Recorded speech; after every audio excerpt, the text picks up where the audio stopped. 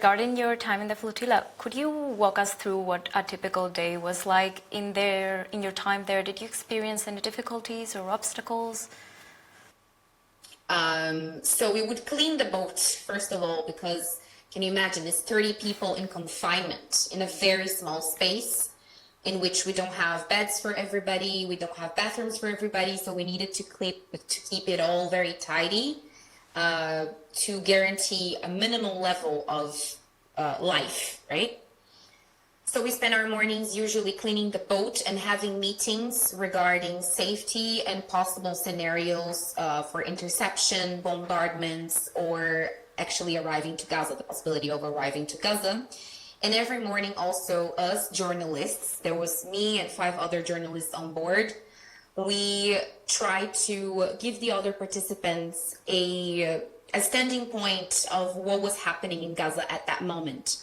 So each one of us, in each one's capacity, politicians, parliamentarians, journalists, we could advocate with our respective governments and public based on what was happening in Gaza in that very particular moment.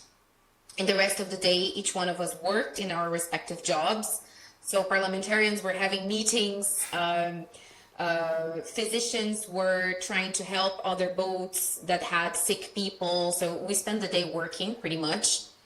But we also always had meals together. So each participant was designated for a day cooking, and then we had all the meals together. And in the nighttime, every single night, we had night shifts to watch the drones, because Israel and other countries that we crossed during our journey in the Mediterranean were watching us all the time. So pretty much we had to watch drones, like to make shifts in the middle of the night to watch the drones and make sure that if there was an attack, everybody on board would be woken up and put in their positions, put their life jackets, and be in position for a possibility. As far as I know, your boat had to turn back due to technical difficulties, is that right? And some of your colleagues decided actually to change boats, but you didn't. Yes. May I know why didn't you choose to change the Yeah, of course. So I guess that connects to your other question as well. Throughout our journey, we had a lot of difficulties with the organization of the flotilla. Mm-hmm. The flotilla is a legitimate mission. It has to happen, and it's bigger than all of us. This is right. But I guess most, and I'm not speaking just for myself, most of my colleagues were very upset with the organization modus operandi with us. We didn't have much information. We felt that our safety was being like excessively put into the line. We had communication issues with the organization. So when we arrived to this very point in Crete, and our boat had its engine compromised to the extent that it could not move forward in the journey, the organization told us, the 31 of us, that we would be redistributed in other boats. Particularly me, I had a really hard time, physically speaking, with the seasickness and the nausea. So among these 30 days, during 20-something days, I was vomiting. So my only requirement was that I was not put in a smaller boat, like in a sailing boat, because this would make the journey impossible for me. I would not be able to perform my job as a journalist, and I would become a weight to the other participants because I wouldn't be able to stand up, to eat. And can you imagine like being intercepted by Israel when you're like dehydrating and vomiting? So my only request was this one. The organization could not fulfill this request.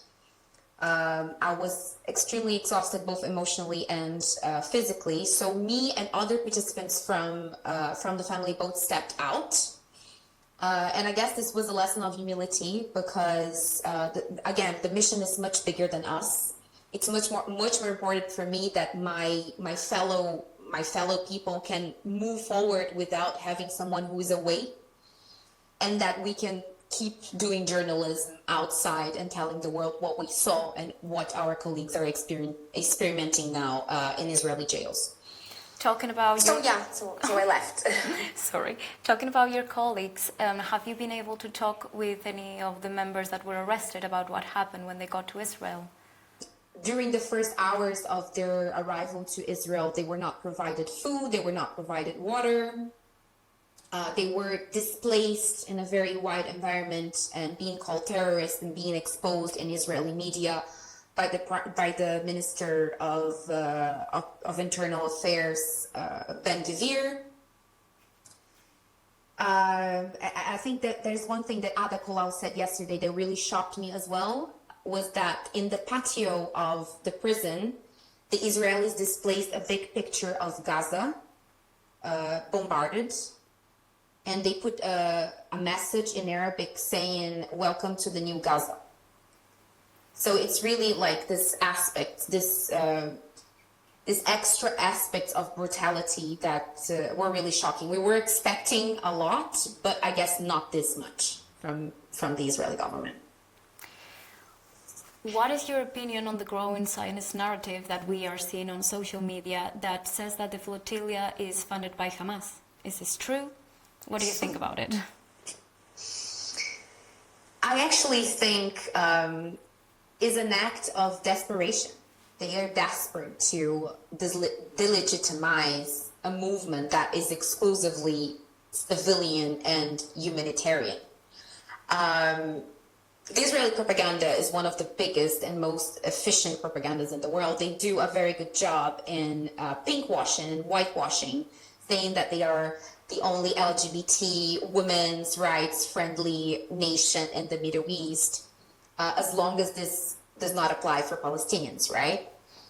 So I think this association that they did between the flotilla and the Hamas is a way of trying to delegitimize us and trying to make us look as terrorists to the Western media and to the public in general.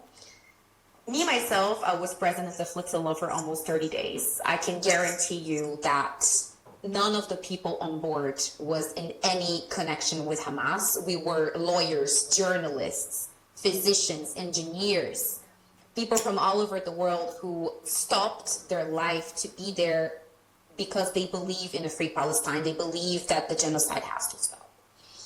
The financing of the flotilla comes exclusively from donations from individuals. So it's also a big lie that the Hamas is somehow connected to the flotilla. And I think it's very interesting that they called us terrorists because I keep wondering how we fit in the definition of terrorism, like people, civilians, carrying humanitarian aid, carrying baby formula and medicine for our starving population that are being starved by an orchestrated famine by Israel. How do we fall in the scope of terrorism if the state of Israel terrifies the civilian population and they are not called terrorists by the international community? So yeah, I think it was a big move of propaganda that might have helped the Western media to push this narrative forward. But I vehemently deny it. I was there myself. I'm a journalist. I have a consolidated career, and I had no reason to be involved with a Hamas flotilla, as Israel says.